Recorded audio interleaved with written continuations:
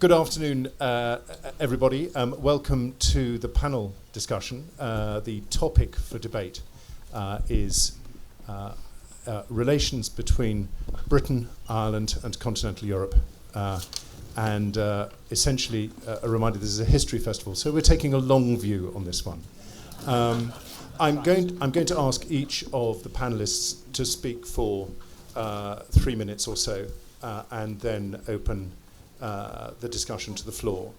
I'll introduce the panelists quickly now, and then invite them to speak in turn. So first, we have John Horne, Emeritus Fellow and the former Professor of Modern European History, Trinity College Dublin. And those of you who are here for his talk earlier will have heard him do something, I think, a bit extraordinary, which is to put the Irish War of Independence into the context of the extraordinary series of conflicts that were happening at that time between 1920 and 1923. Personally, I would like to say I thought the reference, for example, to the tragedy of Smyrna and the scale of the destruction at that conflagration is a very important piece of context when we consider that period of Irish history. Secondly, Dr. Mary Murphy, Senior Lecturer in Government and Politics at University College Cork, and presently the holder of the Jean Monnet Chair in European Integration at the university. Those of you who are here will have heard her give a very informed and thoughtful talk on how EC and EU membership impacted UK and Irish relations.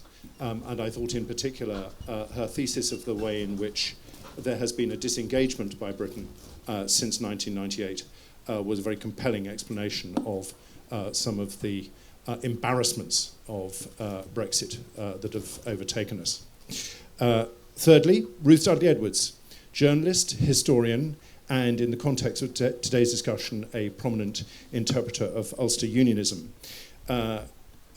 Ruth is also a self-confessed contrarian, and when I asked, sometimes it can be quite difficult to detect precisely where her line of argument may be headed.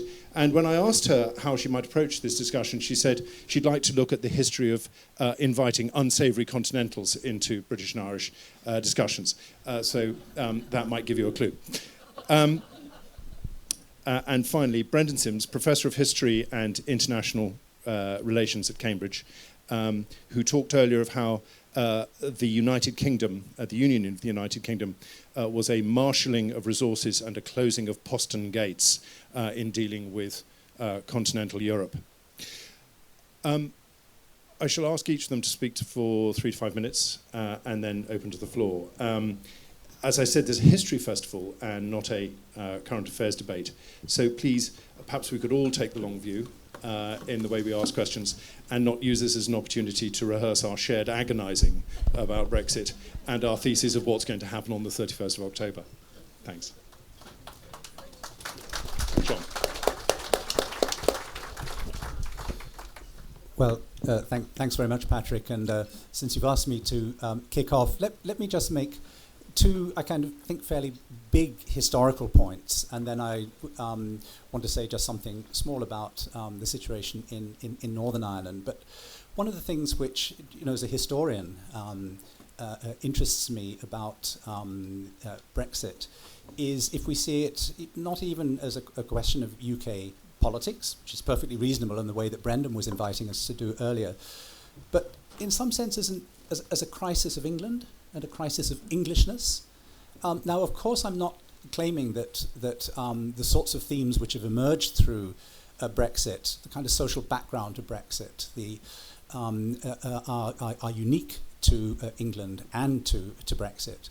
I think we're well aware that globalization, big historic developments like the decline of a traditional working class, of traditional manufacturing, these shifts in international trade and the international division of labour, they've affected many countries, including the United States, and they're partly responsible for the election of Donald Trump as president there. But in the English case, it seems to me that we are we are looking particularly at an English crisis. I know there were people in Scotland and Wales and Northern Ireland, of course, who voted in favour of Brexit, but the English disproportionately voted in favour of Brexit. And it does seem to me, when I read some of the kind of the background literature and the things which have been coming out over the last 20 or 30 years, that there is a crisis of identity at some level, or at any rate, a major shift in how many people in England are seeing themselves. And I think it is also to do with fractions that we're well aware of between the metropolitan centre in London, the provinces, industrial decline, and so on. And of course, it's amplified in relation to the Union because Brendan presented us with a picture of this kind of union as sort of fully functioning, but it seems to me that Brexit and the English crisis is a profound dissolvent, in addition to others, of the Union, both Scotland's place within it and Northern Ireland. And I just want to pose the question here, I'm not really sure that I have the answer, of whether it is related to the loss of empire or not. I mean, I do think that looking at the period I talked about earlier, 1919 to 1923, yes, Britain is a major player in Europe in the ways that Brendan described for us and remains so across the 20th century. But the empire was enormously important. And I think from the Napoleonic Wars, that capacity of England, as it were, to capture the historic legacy of much of the French, the Portuguese, and the Dutch Empire turned Britain into an imperial power like no other in the 19th and the first half of the 20th centuries. And that really went, it came under increasing crisis in the period that I was talking about, again under the Depression, the attempt to turn the empire into an internal free trade area, or at any rate the empire tariff area. And in a sense that's gone by the 1970s. And so there is the sense, therefore, of a kind of crisis of orientation then, which is masked, I think, by Britain going into the EU. And I just wonder whether we don't have a much deeper underlying problem of English orientation, which is coming out through Brexit. And if so, I think that is really something that it's important for us to try to understand. Second point, the nature of the EEC, the EU, let's call it the European project.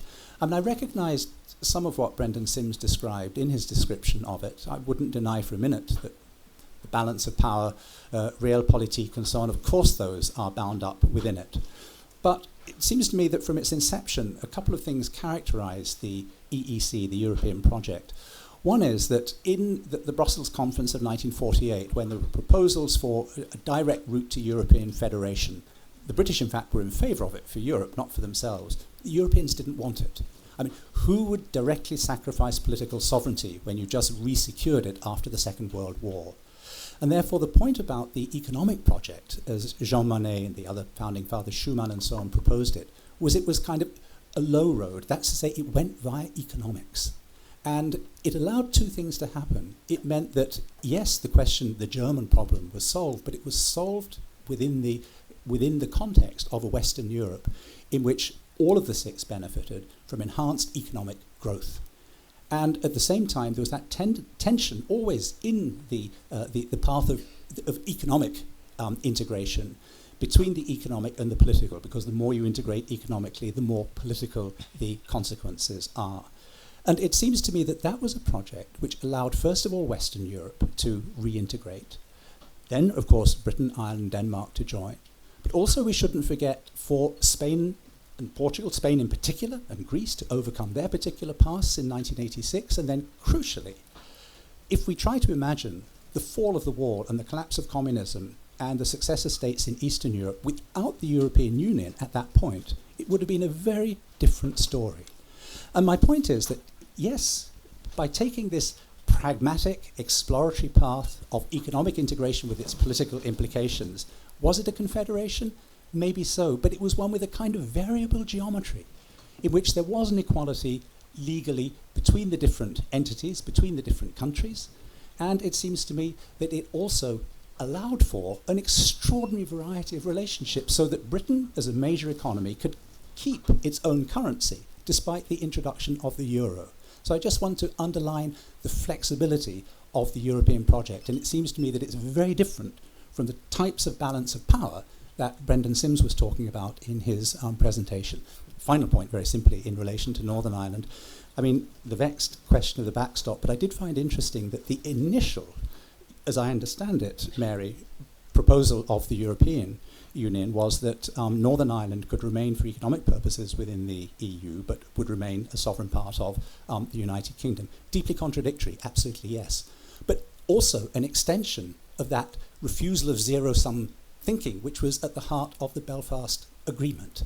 And I still think that around that sort of flexibility, that notion that there has to be some kind of special status for Northern Ireland, that's possibly where the solution lies. But unfortunately, what happened, I think, because of the nature of the campaign and the fact that clearly Northern Ireland was not on the agenda of those who were in favour of Brexit, that we've collapsed back into zero-sum thinking.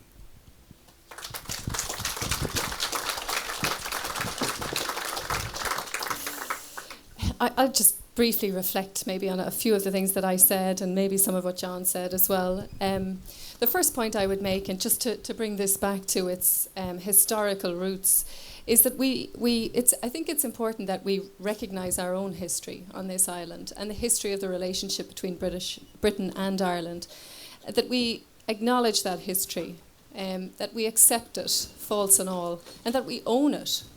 And I think it's only by doing that we can truly confront the problems we face today and the future of that relationship. The timing of EU membership was quite interesting in relation to Ireland and British membership of the EU, coinciding with a period of immense turmoil in Northern Ireland, when the conflict was really beginning to crystallise and intensify. But I make the point quite strongly that the European Union did not seek to interfere in that particular conflict. There was respect for the sovereignty of the two states who were embroiled in this particular conflict. And if we look at the history of the European relationship since 1973 between Britain and Ireland, we can make a number of observations about the way in which the EU has been particularly subtle in terms of how it has sought to influence, or at least to help to address the conflict in Northern Ireland. It's provided practical support, it's provided financial support, it's provided a space for dialogue and communication and discussion on the margins of European summit meetings. And over time, that gradually evolved into a situation whereby it facilitated a degree of equalisation in the relationship between Britain and Ireland. And the removal of that framework is troubling. The referendum itself interrupted what was, at the time, a very delicate equilibrium in Northern Ireland as the peace process moved arguably into its final stages, and it's still stuck in those final stages, but nevertheless a very significant moment in the peace process. And the fact that Northern Ireland was so low on the agenda, and Ireland more broadly as a friendly neighbour was so low on the agenda of those who were arguing either vote or either leave, actually, is quite telling. I think there's a number of lessons we can take from all of this, lessons from history, lessons from our shared EU membership. And I would echo what John said about some of the principles which have informed relations between the member states and the EU. The EU is based on cooperation, advanced forms of cooperation in some cases. It's based on sharing sovereignty. That's how I would conceive it. It's based on partnership. It has a resilient reliance on consensus-driven decision-making. And it's a type of political system which is actually very different to the Westminster tradition, which is much more conflictual and combative in nature. And the EU project itself is an exercise in extraordinary imagination and creativity. I think there's lessons as well from British-Irish history.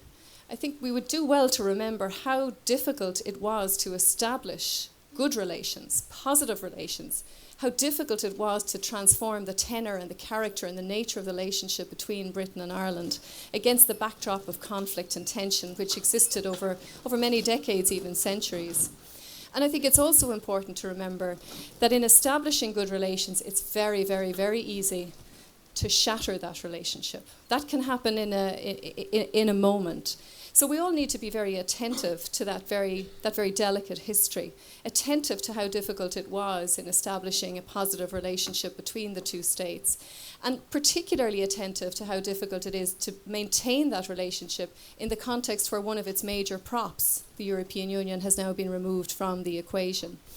I would also stress as well, in the context of contemporary politics and Brexit today, we need to be kinder to each other. We need to be careful about how we frame problems.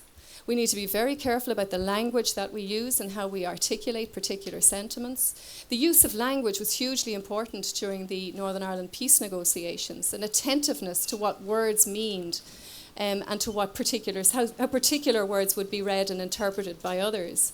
I think we've lost some of that in the intervening period as the British-Irish relationship waned a little bit after 1998.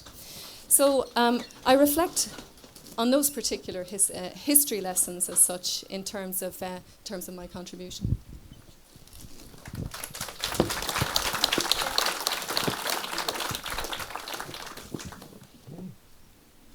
Well, I was introduced as a self-confessed contrarian. I'm not a self-confessed contrarian. I am called a contrarian.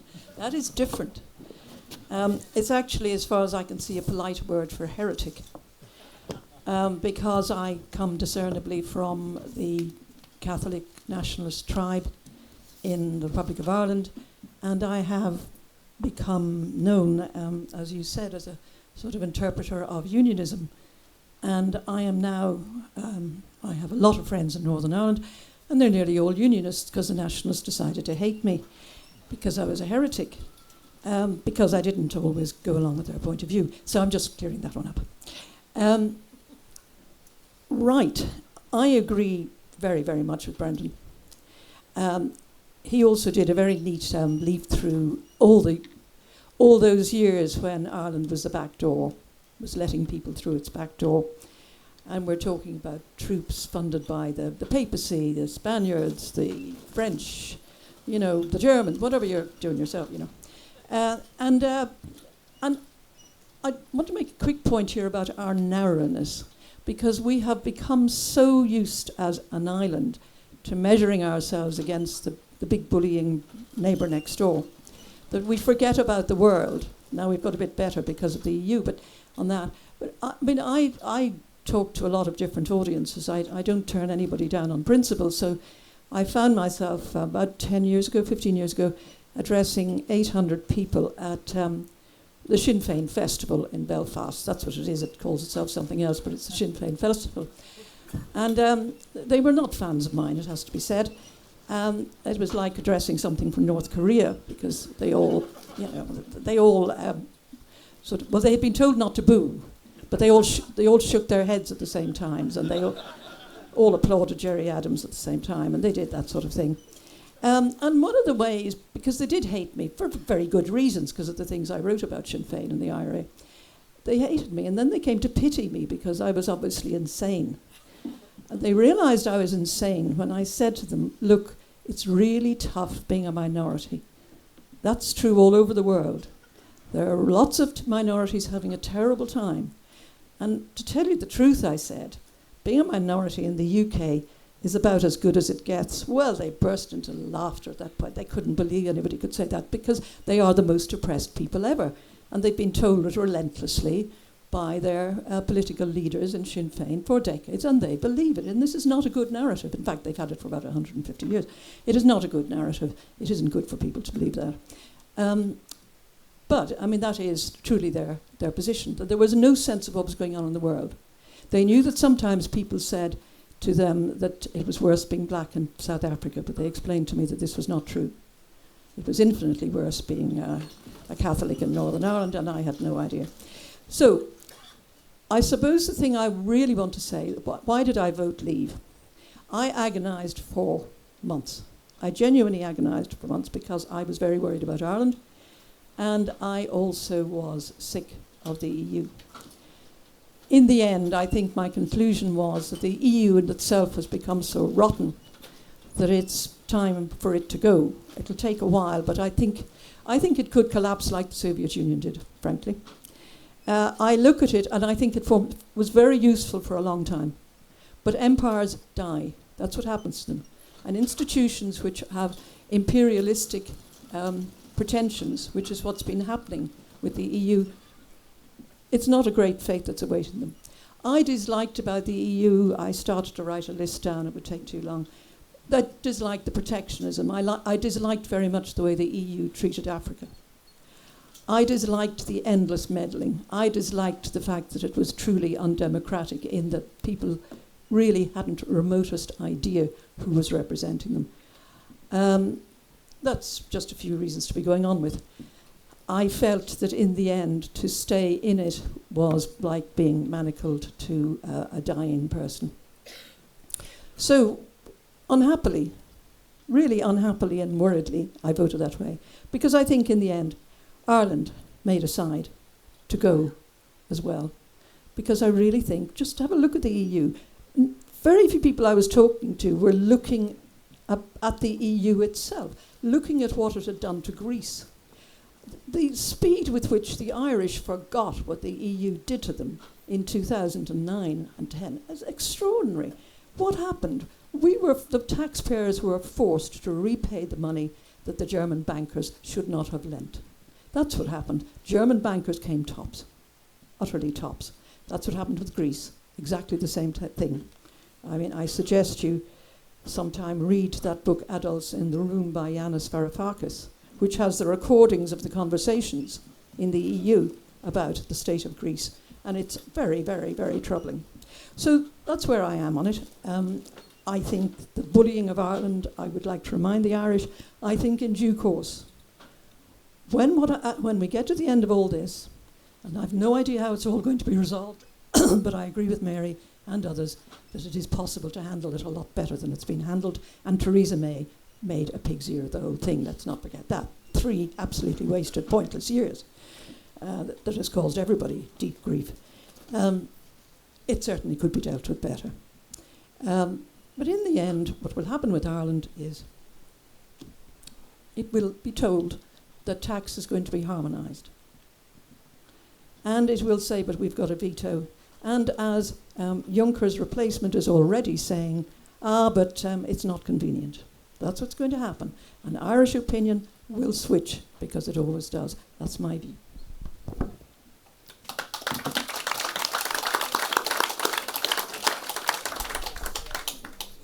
Thank you very much. So can you all hear me? Yes. Yeah, so I will briefly summarise my argument just for the benefit of those who weren't in the room earlier this afternoon. Then I'll say 1 or 2 words about the questions raised to do with the Constitution of the United Kingdom. So essentially what I was saying was that the United Kingdom has been ordering power in Europe for hundreds of years, that it was a rule maker rather than a rule taker, that this had profound implications for the relationship with the other nations, the nations other than England, on these islands. In particular, that there was a triangular relationship between Ireland, England, and continental Europe. That Ireland functioned, as Ruth mentioned earlier on, as a backdoor for enemies of England and the United Kingdom. And that Ireland's experience of functioning as that backdoor and in bringing in European allies in support of its patriotic or separatist or whatever cause was not a happy one for various reasons. That relationship shifted after the foundation of 26 county state in 1921, that there was an uncoupling of the European geopolitical context from the Irish-English or Irish-British context, that was generally speaking a good thing from Ireland's point of view, and that the danger now, through the backstop which we've already discussed, is that Dublin has aligned with the European Union a foreign, as it will now be, ordering system against the United Kingdom, and that in a sense the English or the British Remainers are in some ways like Jacobites. They're using Ireland as a staging ground to get back in, as it were, to the European Union. Because if they simply were concerned about the future of Ireland, they could vote for the withdrawal agreement, which they've 3 times declined to do. Do you have time to say 1 word about Scotland? So John Horne mentioned the crisis of Englishness, and both John and Mary talked about the crisis of the UK Constitution, and Mary also said that Ireland's role or Ireland's interest had not been considered in the UK referendum. My response to that would be that actually quite a lot of people, first of all, in Wales, the majority voted for Brexit. In Northern Ireland, 45%. In Scotland, 40%. That's a lot of people. And in any union, you will have majorities that shift. The point is, what is the overall vote? If it had been an overall vote to stay in the European Union and Northern Ireland, Scotland and Wales had been decisive in that, then that would have been the end of it. So that's how unions function. Was the Republic of Ireland's interest considered? No. In the same way as we hear all the time from the European Union, that once you're out of the club, your interest no longer applies. Once the 26 counties left the United Kingdom, its voice counted for less, as I said earlier on, than those who have remained. That seems to me, again, entirely normal. Is there a crisis of the UK constitution? I understand the argument. I don't actually buy it for the following reasons. The European Union has, over the past 20, 30 years, functioned as a dissolvent of the UK constitution. The rise of Scottish nationalism was intimately linked to involvement in the European Union. I remind you that in 2014, Scottish nationalism was not that far away from securing exit from the United Kingdom. You might then think, listening to some of the things you've heard today and in other places, that after Brexit, this would be a great opportunity for Scotland to leave. If that were the case, how do you explain the 2017 vote? General election, perfect opportunity for Scottish nationalists to triumph, for the Scottish electorate to deliver a stinging rebuke to the United Kingdom and to the Conservative Party. What do? The largest vote for the Tories in Scotland for decades. So, it seems to me clear that in Scotland there's a double majority. Yes, they prefer to remain in the European Union, but they even more wish to remain in the United Kingdom. And the same applies, as we've heard, within Northern Ireland. And the reason for this is that Scotland entered the United Kingdom in 1707 for European reasons. And the same reasons apply. Europe is in turmoil. It has a currency which is not properly founded. It has a foreign and security policy which is not grounded in the common army. It has a Schengen system which is not grounded in the common border defence.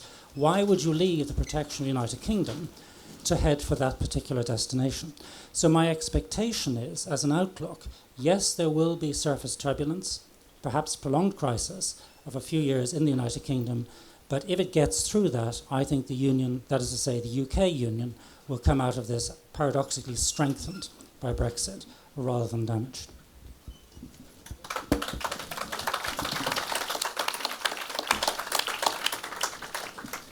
Thank you very much to the panelists for summarising a variety of always interesting and in some cases contrarian views.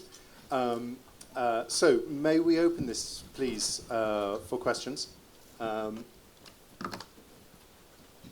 lady at the front here, please. If you could give us your name, please. When you Hello, my name's Bernadette. Hello. Right, and I just want to bring in something that hasn't surfaced in the discussion so far. So I hope I'd be very interested to hear what the panel have to say.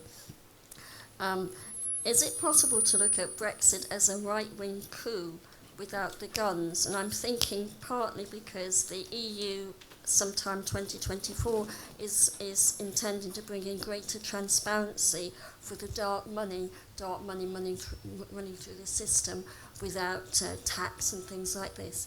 And is one way of looking at it to see that with the deregulation that will come possibly with the Brexit and dark money just being able to carry on slushing its way through, is this one way of looking at it as a kind of right-wing coup? And just relating it, because I know you don't want to get on to Brexit, but just relating it historically, I was very interested, Brendan, in what you were saying about the UK as an ordering power in Europe, but could we not relate that to 1945, the Anglo-American Consortium, where you had Roosevelt, Churchill, Stalin carving up Europe in the different power bases and the influences, and American influence and American imperialism was very much there. Thank you very much. Shall we take questions in two or three and group together? I think that might be. Can I see hand at the back, please? Thanks very much. Thanks very much. Just 2 points. One for Mary. It's not a contradiction. Sorry, who's speaking, please? Eunan O'Halpin is my name. But to remind her that one of the big irritants in Anglo-Irish relations in the mid-1970s was the Strasbourg case. Now that has become associated somehow with the EU and so on. But the point is that there's a framework for protecting European human rights, which wasn't dependent on the EU, although the EU is now folded into the EU. So I think we should note that in terms of the EU directly, not standing back, but European sort of almost a universal European institution, did in some ways play, I think, quite an important part in articulating issues to do with human rights. I have a point for Brendan that really relates to his paper rather than what he said there. I think he completely overstates the importance of the end of the Cold War from a British point of view in terms of Anglo-Irish relations and so on, in terms of the North. I'm sure you've seen it, Brendan, but in 1975, Harold Wilson writes to Robert Armstrong, then his principal private secretary, saying, I want to leave Northern Ireland, here's the reasons why. And the Cold War doesn't feature. The British Prime Minister and some of Bernard Donoghue and others of his advisors were minded, Merlin Rees as well, the Secretary of State for Northern Ireland, they were minded simply to leave. They did not see Northern Ireland by then as a Cold War issue. And I think if you look at American records as well for the period, what you won't find is any concern, for example, about Soviet support for the IRA or whatever. In Nicaragua, yes, they worry, but when it's Northern Ireland and it's the Czechs or whatever doing the things, or the Libyans, but ultimately, to some extent, the Soviets, they refuse to see it in Cold War terms. So I just don't think that's a strong argument. Thank you. Thank you. And we take one more question. The gentleman standing. John Spearman. Without in any way wishing to overcomplicate this very delicate debate, it seems to me that maybe there is an even darker and larger issue that should be confronted, and I would very much value your opinion on it, that the problem we are talking about seems to me to be exacerbated by the fact that we appear to be living in an age of declining standard among politicians, that they have drifted from a point of principle to a point of self-seeking opportunism. And it distresses me greatly to see issues of such vital importance to so many people becoming the victim of self-interest and indeed tiny clique.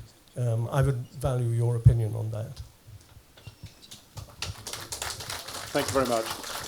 Right. Who'd like to go first? Maybe the other way around this time.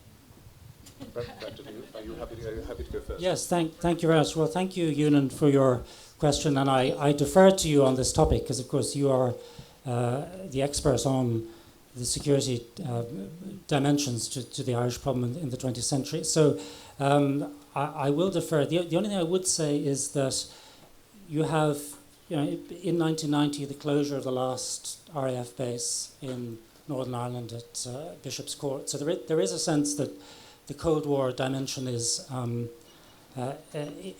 attenuating at this stage. I think that does play a role. What I was really trying to say was that it was a kind of a counter-narrative to the argument that the European Union was the fundamental framing device or context to the Good Friday Agreement, and I was saying that actually the end of the Cold War was more important. But if I overstated that, then I yield. Shall I answer? Yes, would you like to address some of the other points that were raised? Yes. So I think on the question of the right-wing coup, I think it not. I think that one thing that we need to be clear about is that there is no easy distinction between a right-wing nationalist UK or England and a more social democratic Europe. The Europe we're seeing at the moment is considerably more right-wing than the UK, and is becoming considerably more so at every stage. So Ursula von der Leyen, for example, was elected with 52% of the votes with the support of Mr. Orban's party. So right-wing politics is deeply stitched into the fabric of the European Union. I don't see any particular distinction there between UK and mainland Europe. Actually, I think you could quite easily envisage a situation 10, 15 years down the line that more left liberal opinion in the UK would wish to distance themselves from what's happening in mainland Europe. After all, it's not that long ago, 30 years ago perhaps, that opposition to the European, or the EEC as it was then, was at least as much a left-wing project as it was a right-wing one. Thank you. Mary.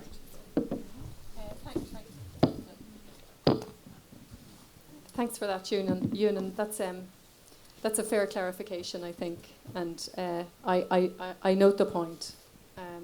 I'm not sure it necessarily conflicts with the argument I was making, but nevertheless, it is an important aspect of understanding the broader relationship between Europe and these islands.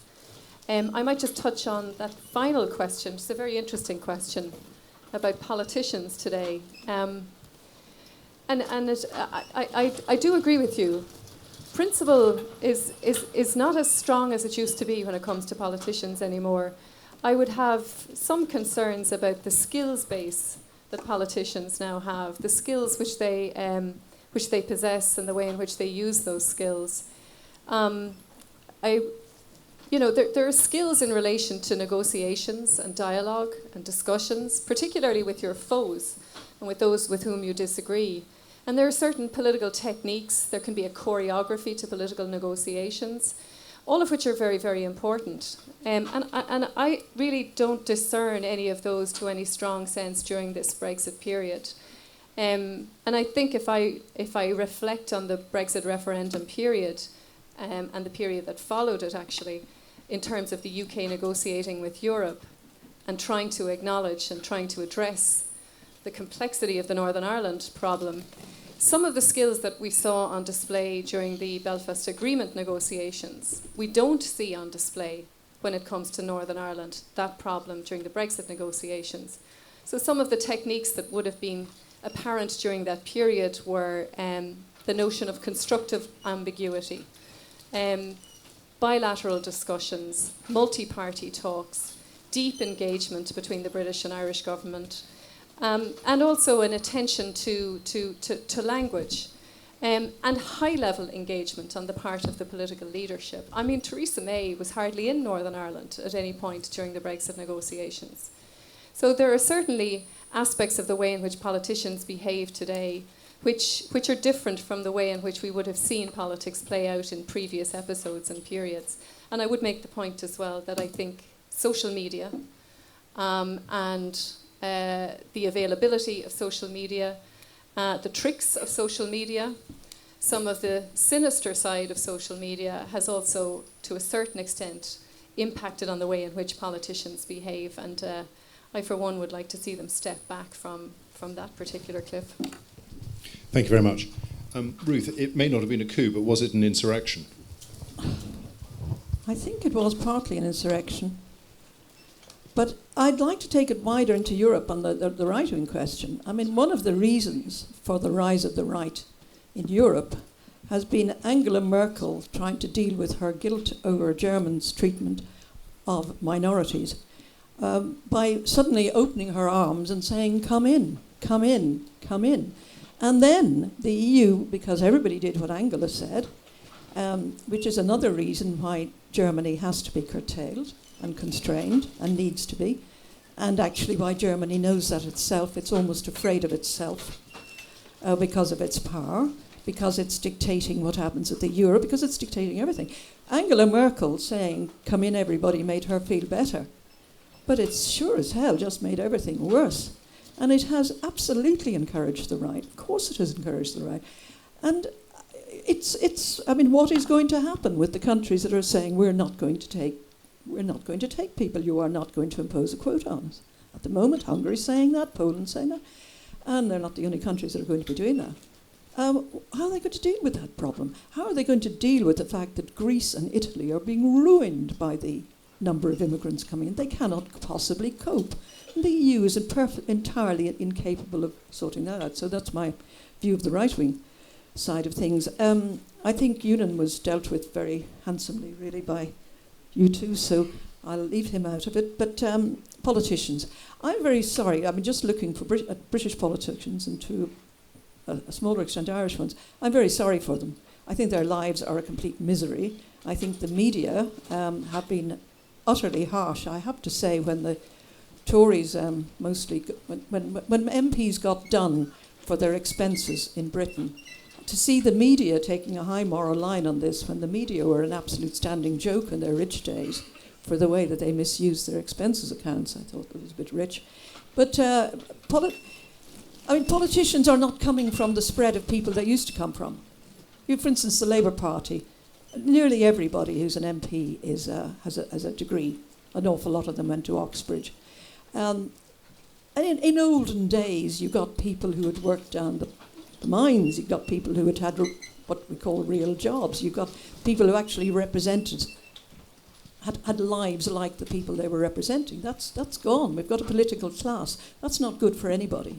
And it causes people to distrust them. And that's a downward spiral. So, but I leave you with one last thought. We haven't really talked about the politicians in the EU.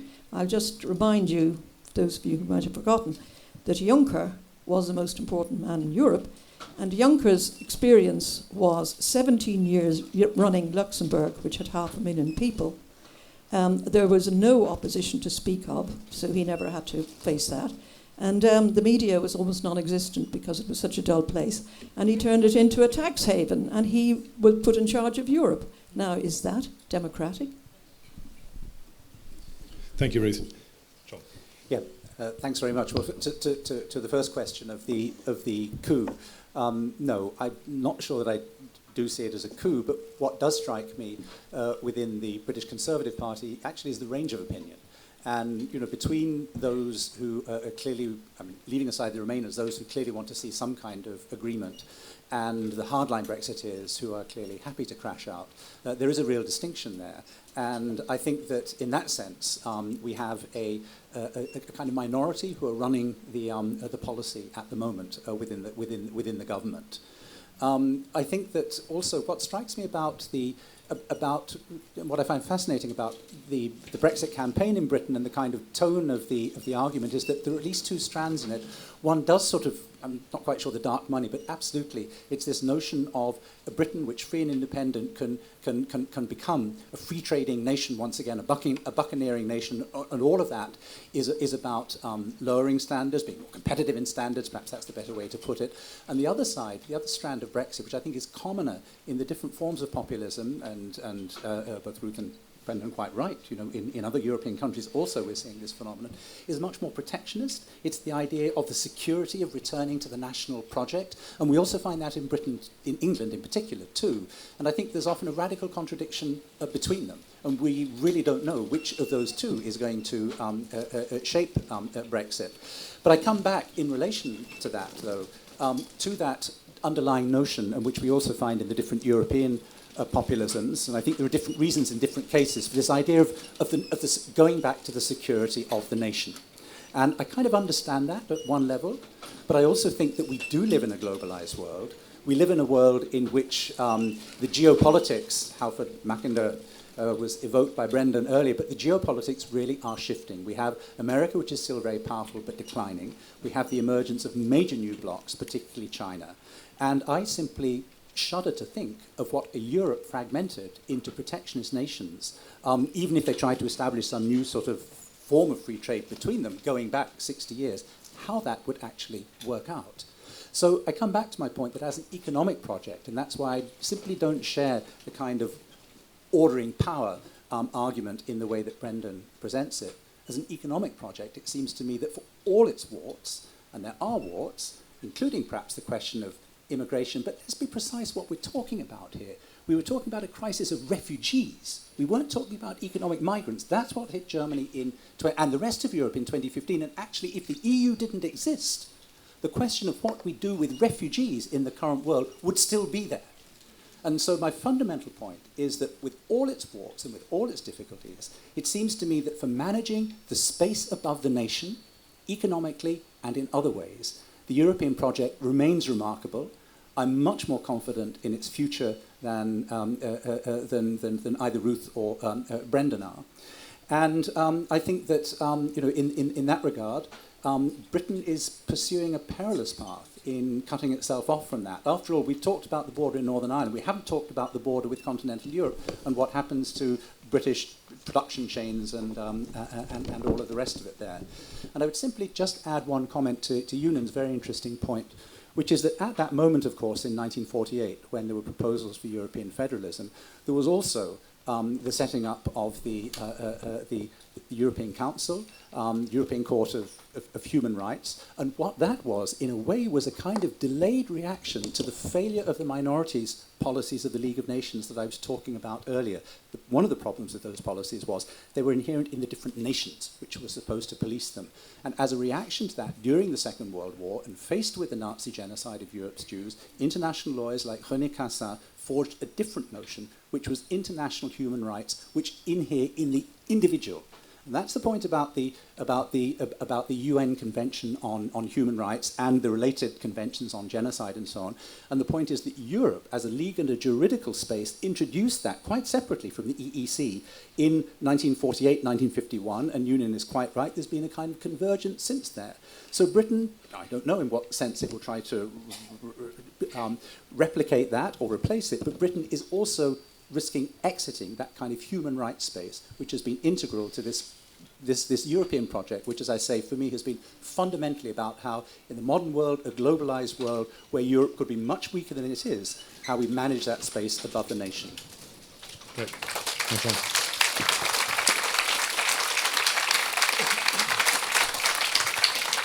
Super. Can I see some hands, please?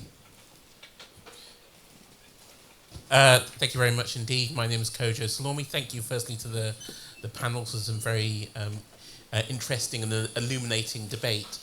One of the problems I see with all of this discussion is that the general population, and particularly our leaders, have sort of lost their sense of history, have lost the fact that we should continue to learn from our history to shape the way we go forward. So my question to the panel is, if you had Leo Varadkar and Boris Johnson sitting in this room today, what would you tell them is the lesson that they should learn from history to help them with the decisions they've got to make in the next 3 months?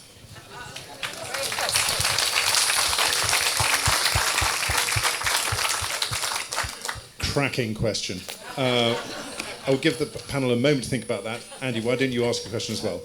And Andy Pollock, just an obvious question to the panel. Do they think that a hard Brexit will bring a united Ireland any closer? And if so, how? Thanks very much. Well, who'd like to go first? Brent, will you go first? Thank you very much. Thank you, Ed. So, yes, I would say the lesson of history, to answer the first gentleman's question, the lesson of history is that any strategy based on coercing the United Kingdom is likely to fail. That is the lesson of European history that I see. And that the way out of that is to find a new federal structure within Europe. Sorry, I don't know how much of that you heard. Shall I repeat? Okay, so the lesson of European history is that the United Kingdom is either not impossible to coerce or very, very difficult to coerce, that it is not a good idea to attempt it, that the alternative is to show some of this constructive ambiguity that Mary Murphy referred to, which has been explicitly rejected, I'm afraid, by Brussels and Dublin. Always the response was, no ambiguity, details, are you in the customs union or are you not? The Good Friday Agreement would never have been achieved had that particular mode of proceeding been adopted. So stitching the United Kingdom back into the general management of Europe and locating the Anglo-Irish relationship and the North-South relationship within that. My answer to Andy Pollock is I think that if you have a hard Brexit, United Ireland recedes as a possibility. For all the reasons we've already discussed, the huge mistrust we already have east-west, north-south, because what we will be in from October 31st is a prolonged confrontation between the United Kingdom and the European Union, in which the Irish Republic is on one side. And if I'd like to hear an answer from you and from all those who have experience of the Irish government, I would like to know what the strategy is in Dublin. After October 31st, when there's no backstop and no deal, as I understand it, Leo Varadkar's policy is there will then be no deal and no trade arrangement until there's a backstop. The result of that will be to deepen the divide north-south, to deepen the divide UK-EU, and indeed to make the Brexiteers' case for them. That's the very thing they want, is a deeper economic gulf between them. So I would be interested to hear some views on that from the audience as to what the strategy actually is or should be. Thank you very much. Mary. Okay. The notion of constructive... Can you hear me? Yeah? Yes. That's good. The notion of constructive ambiguity is... Yes, it was utilised during the Belfast Agreement negotiations. And when it comes to talking about the European Union and constructive ambiguity, you're not comparing like with like. Nobody in Northern Ireland was asked to, compromise on basic fundamental principles. And what the UK is currently asking of the European Union is to compromise on the bedrock of what the European Union is, which is the single market. Now, distorting the single market is distorting the very foundations of what the European Union is. It's not reasonable for a departing member state to seek to undermine what is holding the European Union together and what is its basic modus operandi on a day-to-day basis. So I just don't accept that we're comparing like with like there. On the question of the hard border, hard Brexit, sorry. I think when you look at Northern Ireland and a hard Brexit and the imposition of a hard border, what's the reaction to that in Northern Ireland? There will be a reaction to that in Northern Ireland. And the reaction has been documented by 1 million econometric studies and other studies, which are very categoric in saying that there will be economic turmoil of quite substantial proportions in Northern Ireland. And my worry about that, it's deeper than just there being an economic recession. It's about who will be impacted by that economic downturn. And in Northern Ireland, those who will be most affected by the economic downturn are those who are in the lower socioeconomic categories. And those in the lower socioeconomic categories, we know from history, are the ones who are most prone to violence.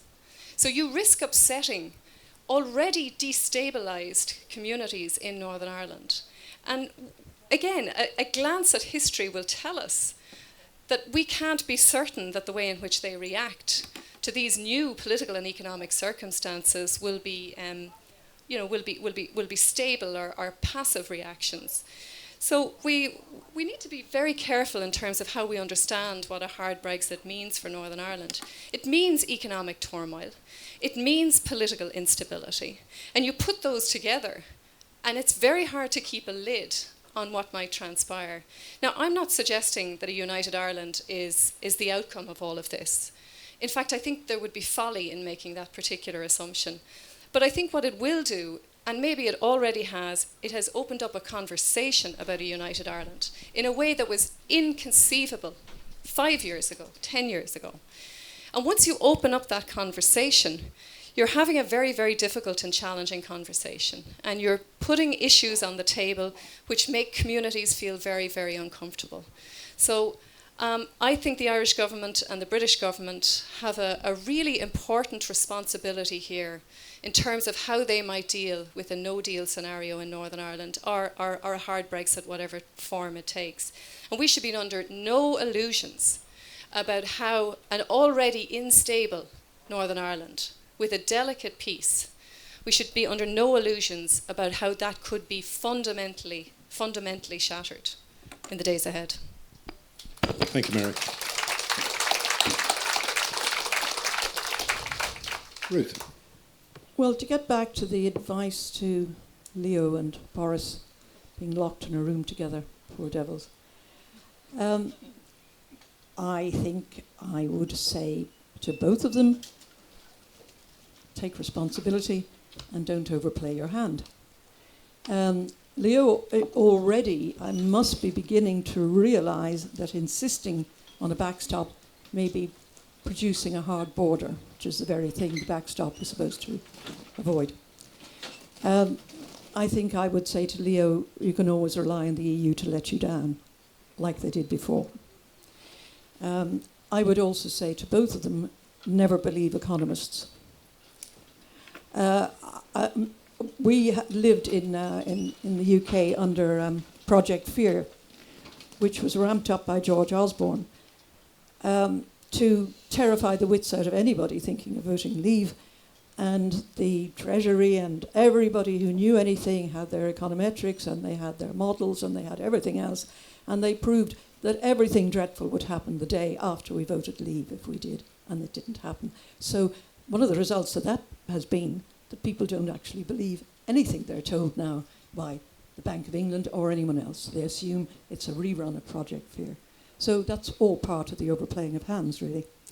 To get to United Ireland and the rest of it, well, I mean, you could argue that the whole Brexit debate has undermined the United Ireland debate by pointing out to people that it's extraordinarily difficult to change a constitution and change the status quo. And people are now talking about it in terms that they never would have before. I mean, you're hearing Leo saying, oh, United Ireland, well, I mean, we can't be talking about that now, and it will take a very long time. And this is being said over and over and over again, that it cannot happen quickly, it'll be enormously complicated. And down south, people are beginning to ask the questions about, well, you know, are we prepared to do this if it costs us any more money? And would we have to have a different anthem? And, you know, what about the flag? And are we going to accommodate the unionists the way nationalists were accommodated? And they're not happy. And I think, you see, I think John Bruton said this, didn't he, that people likely to say no are the South, even more likely than Northern Ireland. I remember one of those wonderful Dublin taxi drivers, years ago, he said to me, there was something on the radio about United Ireland, and I said, do you think there's going to be a United Ireland? And he said, oh, they might make us have one, he said. I don't care one bit, as long as it has no effect whatsoever on the 26 counties. Thanks very much. John. Yeah, well, just briefly, I'm not sure I'd want to give advice either Leo Varadkar, that I would presume to give advice to either Leo Varadkar or Boris Johnson, but I might just say to Boris Johnson that instead of writing about Churchill, you might choose to read about Jean Monnet. That might give you some kind of insights which would be useful. But I agree very much with what Mary has said. I mean, it seems to me, and John Bruton said this very eloquently last night, that we have to remember in all of this that the initiative, coup if you like, but the initiative for the situation which we face at the moment is the UK's decision to withdraw from the European Union. And to say at the same time that it wants, but still unspecified, some kind of cake-and-eat-it relationship, which might alter fundamentally the nature of the European Union. Now, that's leaving aside the question of Ireland. That's an extraordinarily tall ask. But when you add into that those three red lines of Theresa May, I mean, not part of the single market, not part of the customs union, and also not part of the European, not accepting the jurisdiction in any form of the European Court of Justice, it's really not clear where that leads one. And therefore, in defense of the much maligned backstop, which was designed not to be used, to introduce something initially, as we pointed out earlier, just for Northern Ireland, which says, the point is, if you're saying that, the UK government is saying that these things are compatible, leaving the European Union, but having some kind of relationship with the European Union which satisfies you and doesn't undermine the European Union, then that will emerge in the future discussions. But unless and until that emerges, the backstop is there as a commitment to the very particular position of Northern Ireland, minority status and things that I was talking about earlier, which it seems to me do remain at the heart of Northern Ireland. I don't see it as being one of the 3 or the 4 nations. I'm not sure that I see it as a nation in those terms. So in that sense, it seems to me, the European Union has found itself in a very difficult position. Now, all I can say is that I think and it's related to the question of United Ireland, I mean, clearly, the current standoff has freed up discussion about it. My fears are exactly those that Mary expressed, that actually what happens is that increased tension gets internalized into further violence in Northern Ireland itself, which is deeply destructive to everything which has been constructed in the last 20 years. But how one reintroduces into that constructive ambiguity, and let's be clear, it's a constructive ambiguity which is not just in relation to Northern Ireland, but which is also in relation to the UK's connection with the European Union, is very hard to see. Ruth said, I think rightly in a way, that Project Fear was exaggerated, but remember, Project Fear, or the economists who were talking about Project Fear, were talking about when the UK leaves the European Union, we're still in the, or the UK is still in the European Union. And it's an open bet as to whether the predictions of Project Fear are realised, actualised, whenever particularly a hard Brexit might occur later this autumn. And that's also why I'm just interested in the rather sanguine way in which Brendan sees the crisis as unfolding. I mean, you did refer to the alternatives earlier, but since what we are talking about is a fundamental disruption, even though it's only 20% of the UK's economy, of the manufacturing base of the UK economy, is going to be profoundly affected, and it's going to exacerbate the motives which led those protectionist motives which led many people to vote Brexit in the first place. So in that sense, I think we're entering into very, very uncertain times indeed. Thank you. We said at the start, we wanted to avoid speculating what was going to happen on the 31st of October, and I certainly don't want to invite any economists to join the debate. So could we see some more hands, please? I saw a lady at the back with her hand up a moment ago. Please, could we pass the microphone to her? Thank you. Hi there, my name's Jane Mahoney, but I am going to ask a question about what the panel might happen, which might possibly also answer Brendan's question. Is it possible, do the panel think, that we're not going to have no deal, and we're not going to have a deal, but that we're going to have multiple sectoral deals? Aviation, agri-food and business, equine, defence, security, some 50 already done, so that we won't have, and that these deals will be not just north-south, they'll be east-west, they'll be UK-Ireland, and that they'll be UK-Europe. So nothing monolithic, but multiple sectoral deals. I confess I feel a certain stirring in the room, and I think if we may, we'll take this as the last question. I beg your pardon.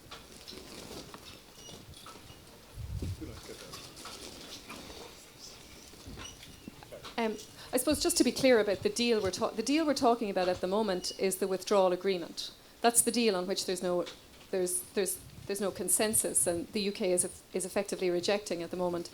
And the withdrawal agreement is about really setting the terms for the next stage of the negotiations, which is about the deal. It's about the future UK-EU relationship. So it's a two-stage process, and this stage has proved to be extraordinarily fraught in that we haven't reached a point where we've agreed on the basis for the next part of the negotiations, which will actually be even possibly harder than the first part has been. I really don't see how multi-sectoral deals could be conceivable in this situation. They will all have to happen, were they to happen, within the broader European framework. And really the best way to do that is to construct a very large and single deal built around what a future EU-UK relationship will be. And that will be framed by whether or not the UK stays in the customs union or not, whether it's part of the single market or not, and everything else will effectively flow from that. So it's a complex period, and it's a very complex negotiation, but I don't necessarily see that transpiring, no. John, have you anything to add to that? Nothing really. Mary's answered it excellently, except to say just simply the phrase external association sort of flitted across my mind. Ruth. I don't really have anything to add to it. I mean, I think if it does go to the war, I think there are going to have to be some very rushed multiple agreements on all sorts of issues. But everything's up for grabs, really. I mean, there has to be a rethink. The sequencing can't be the way it was accepted by Theresa May. As I say, she made a complete botch of the whole thing. And the UK is not going to continue to march in that particular rut. So everything is in question. Brendan. I have nothing to add to that. I think just to pick up on something that Mary said about the rules of the single market not being comparable to whatever issues were at stake in Northern Ireland. That, I think, is the nub of the problem. As far as the United Kingdom is concerned, it is embarked in a fundamental difference of opinion about what order will pertain in the United Kingdom and perhaps also in mainland Europe after Brexit. That is precisely the space where we need constructive ambiguity. And unfortunately, at the moment, for reasons that I understand, but which have also to do with a simple lack of imagination, the vast majority of people on the EU side of the equation cannot conceive of a Europe which is not does not have rules which are not determined by the European Union. In that sense, it's comparable, perhaps, to pre-Reformation Europe. And this is exactly why we need this conversation. We need constructive ambiguity on those issues. And if we don't have it, then we'll know all about it on the 31st, with or without sectoral deals.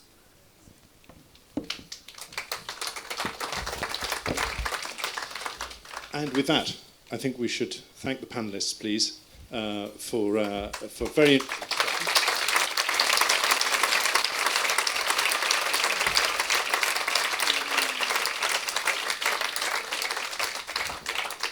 And a few words from our host. Just to say thank you to all of you, including you, Patrick, for managing that so well. I'm sure the conversation will continue, and it can. Very nearby, there is there are a host of culinary and liquid delights for you.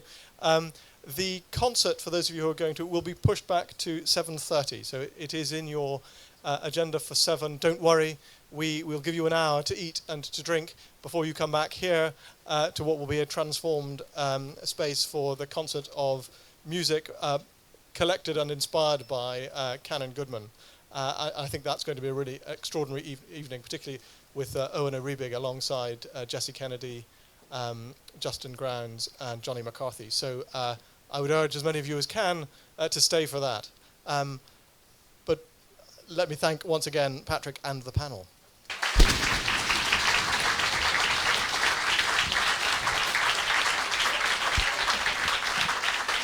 Well,